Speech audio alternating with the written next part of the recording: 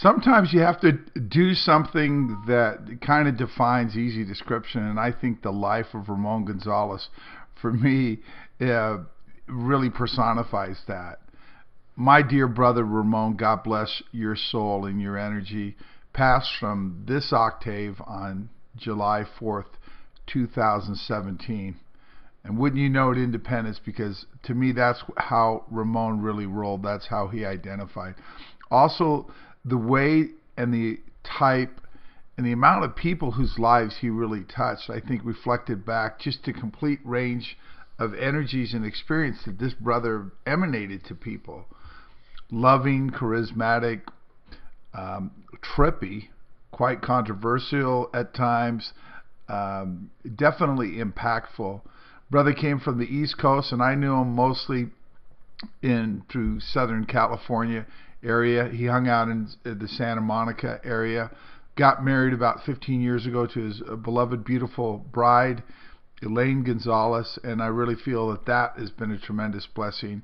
His service, which we're going to show pictures of today, I think help us see that that brother's energy still lives on because of the impact that he has had on so many people.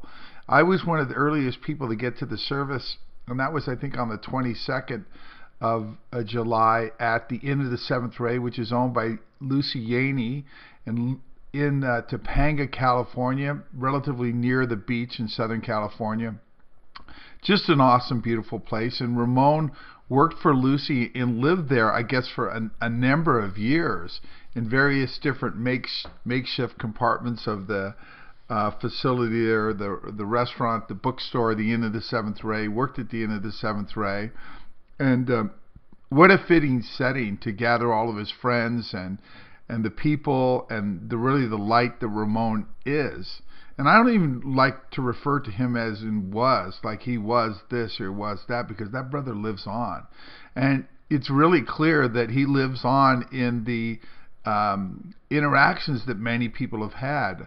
I got there really early in the ceremony, and I sat out on a bench in front of the Inn of the Seventh Ray and watched people pull up, and I tried to introduce myself to people that I didn't know. And a lot of times when you go to these memorial services or celebration services, they're calling them nowadays, you meet a whole range of people that you didn't even know that they knew that person.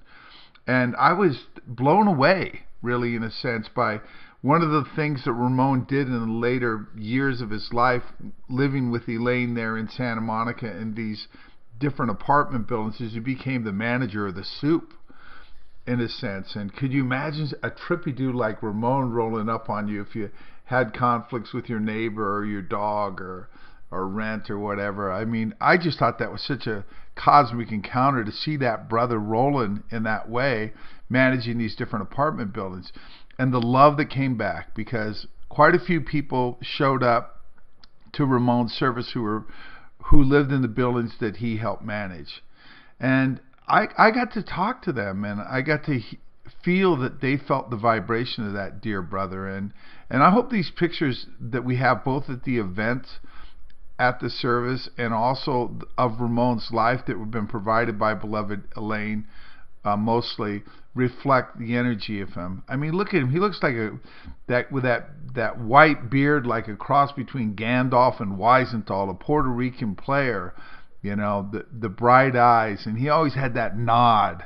You know, I'm going up and down like this. He had that nod because he was a streetwise cat too, and he liked to reflect that. I think that made him what was so, and has been interesting to so many people, that he is a down to earth person with his head in the cosmos. I call him the great Gonzo, and at times the Ancient of Days, and we just really tripped together, and he tripped with a lot of people. And at the I never seen and I've been to quite a few memorial services, because people get gun shy when they have an opportunity to speak and they sit in their chairs. But there was like this chasm open up, this something cracked there, and we really tapped into the spirit of Ramon at that event. And then one after another, when Lucy, who was leading the kind of event, opened it up for people to come up and speak, it was just like this little dam of love opened up, this levee broke, and this levee of consciousness opened up, and this spirit of Ramon was reflected in one after another after another. And it was like 10 or 12 people in a row. And men, a lot of time men who don't have that kind of thing at these events, I don't know what it is, an emotional center, a feminine side, couldn't help themselves and got up there and shared about beloved Ramon. And we were laughing, we were remembering, we were smiling, we were crying, we were in just a whole range. And he had different people from different walks of his life. I mean, he'd been involved with the Summit Lighthouse. I remember Christine Monroe was there, and another gentleman who I didn't know, and they talked about meeting Ramon at the early stages of his involvement with the activity with ECP and the Summit Lighthouse. And then Ramon, for a number of years, has been involved with the Sri Aurobindo movement, and there were a group of people from the Sri Aurobindo movement, and and I remember sitting out there, and somebody was saying, "Oh, there's Devashish." And I was like, what? We got a guru in the house.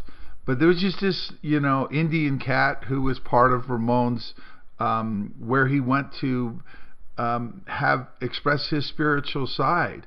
And he loved the teachings of Sri Aurobindo, and he loved the energy of the Divine Mother. And I think, like a lot of men, he learned to become that transformation. You can just see it in that brother's eyes. And in that beard and his face and the almost everybody, it was across the board, did not have a flat opinion of Ramon Gonzalez. It was one that was engaging.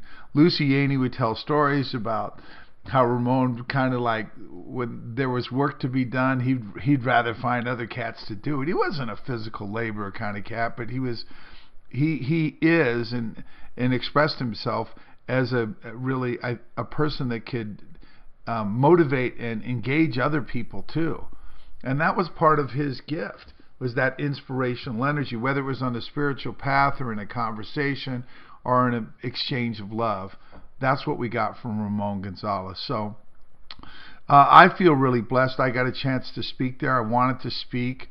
I missed Ramon's wedding ceremony, and 14 years ago when he got married to Alayne, I couldn't get down there. I'm like, dang, brother. When Alayne texted me and I was somewhere coming back from Texas and in Arizona, that Ramon had passed, I just felt like, boy, I got to get there. And I knew that I needed to get there, and that God had a role for all of us there, and God was there. God is there. And the flame of beloved Ramon Gonzalez lives on. So take a look at these pics. We'll try and make a few notes. And we just want to say, remembering Ramon Gonzalez, my man, our brother, our friend. God bless.